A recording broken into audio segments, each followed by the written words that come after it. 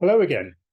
This is Ken Figueiredo with Andreas Kraft in another one of our short talks about building interoperable and open standard IoT systems.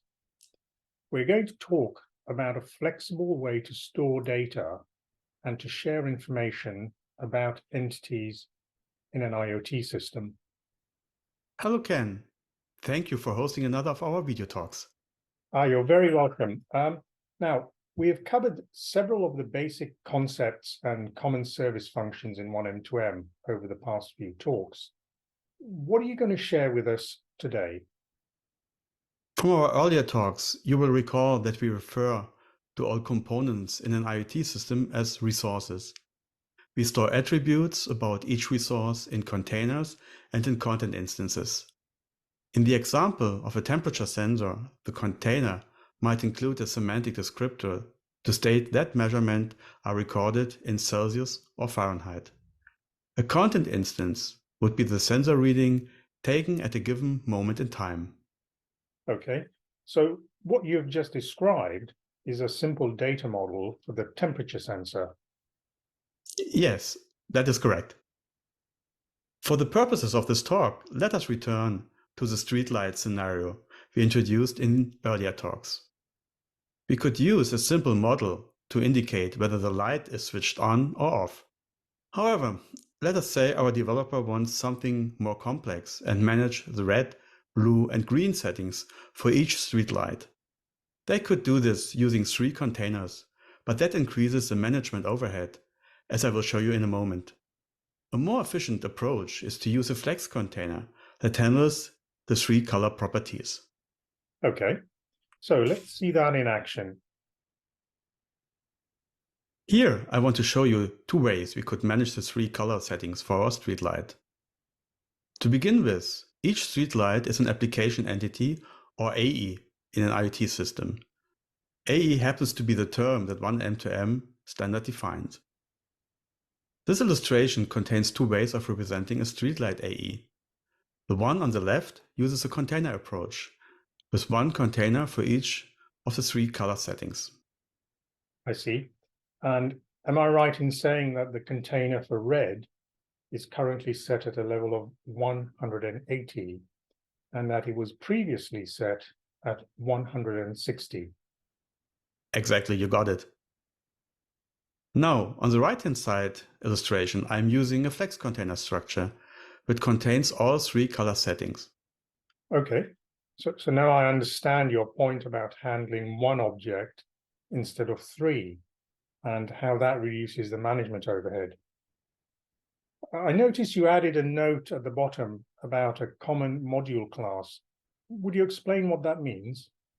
The purpose of the FlexContainer resource type is that it can be extended with custom attributes. This can be used by anybody to map and define their own data models for their application domain.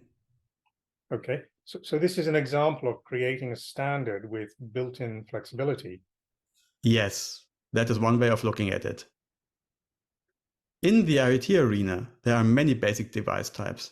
To help the user community, 1M2M and its partner organizations define more than 100 of such data models for various vertical industries and publish them in the technical specification document TS23.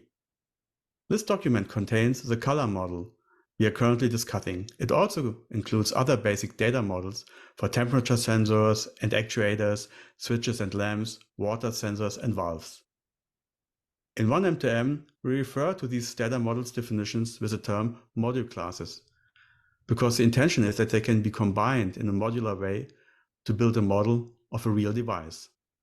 Okay, thanks for that clarification.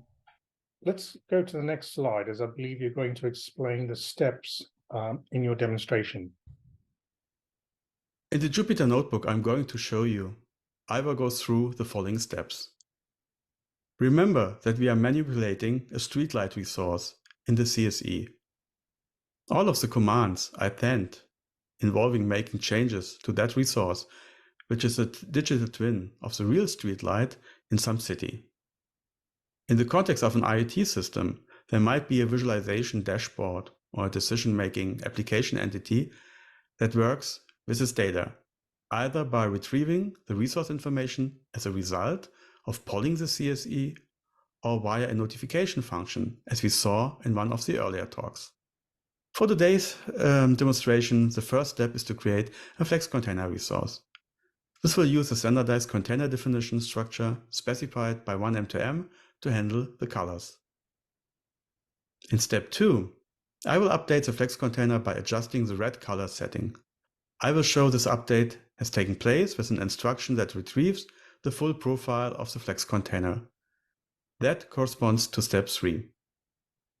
Let us say our operator wants to keep a record of the most recent data points in the streetlight FlexContainer. Following addition to release 4 of the 1M2M standard, it is now possible to configure a FlexContainer to save and store previous versions of itself. This information is recorded as a FlexContainer instance resource. I will show this in action in step 4. Finally, in step 5, I will show you how to retrieve the most recent FlexContainer instance. Okay, that's very helpful, and thank you for setting out those steps.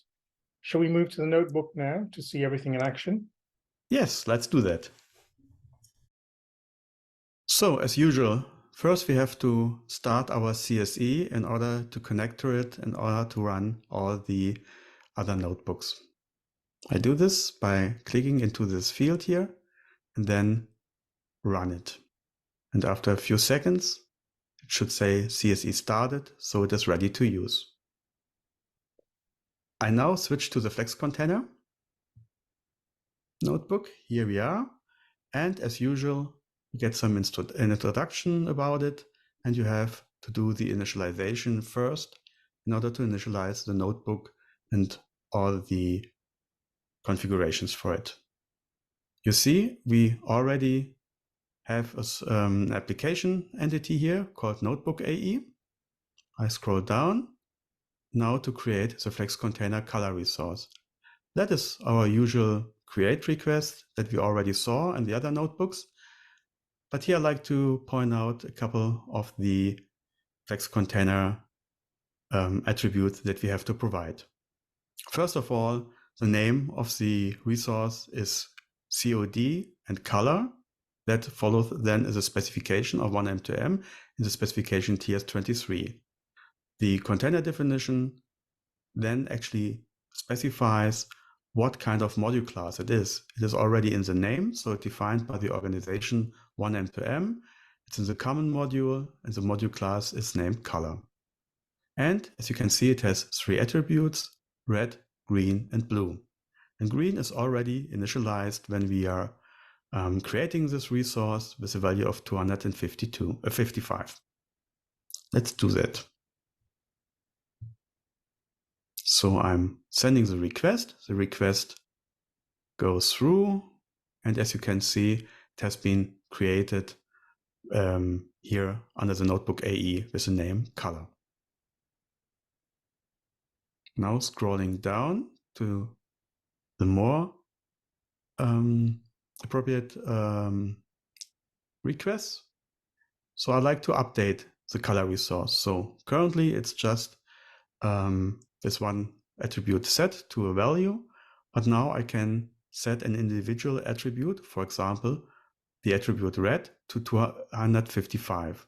So again, I'm setting a single attribute to the value, clicking on the field and executing the request. This is an update of that particular resource. And as you can see here now, in the result, in the response content body, red is set to 255, and 255 was already set to green. So this color definition has been updated. Okay. So I can now retrieve, as usual, with the retrieve request. And you can see you get all the values in one go, red, green, and blue. That means that with a single request, you get all the values, for example, to set the lights of your street lamp. Now, one feature I mentioned in the previous slide. the FlexContainer instances. That is, with normal containers, you have the content instances, which means you have a small versioning or history of all the values that you already has been set. And this has been now been added to FlexContainer as well. In the latest release of 1M2M, you have the FlexContainer instance resources, and that can be enabled by setting, for example, the max number of instances to the value of 10. So we want to have 10 instances being remembered and being versioned in our history. That is, max number of instances is an attribute of each and every FlexContainer instance. I'm setting this one.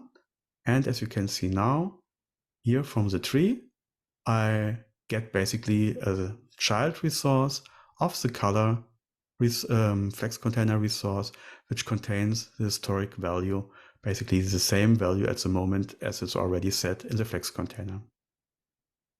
Okay, and if we took more readings, that tree would become deeper and you would have color _3, color _4. Is that correct?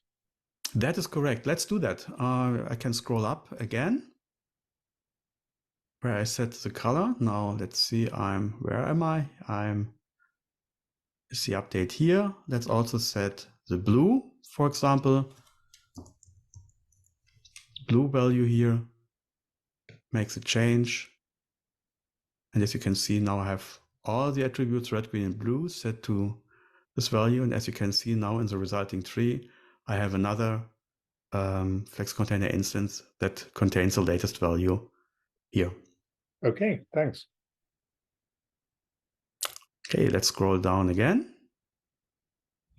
And as usual with FlexContainers or containers in general, you have the usual resources, for example, latest and oldest. So let's say we want to retrieve the first value that we set. So before we made the last update, last change to the resource, I will now click on it here again. And as you can see, the OL, or for oldest, that is a virtual resource, always points to the oldest one. Let's retrieve this. And as you can see here, if I'm now retrieved it, it is the old value where we only had set the red and the green values, but blue is still with a 0. Okay, that concludes this part. Okay, well, thank you very much for that. Once we post this, obviously people can go online and experiment and even ask questions to you. So I'm sure there are many more 1M2M capabilities we can explore now that you have introduced the basics through this video series. And I hope we can continue to explore them in future talks. I'm very happy to share information about 1M2M and see more users of the standard. And I'm working on other educational activities and also look forward to sharing them in the future. Okay, thanks very much, Andreas. Thank you, Ken.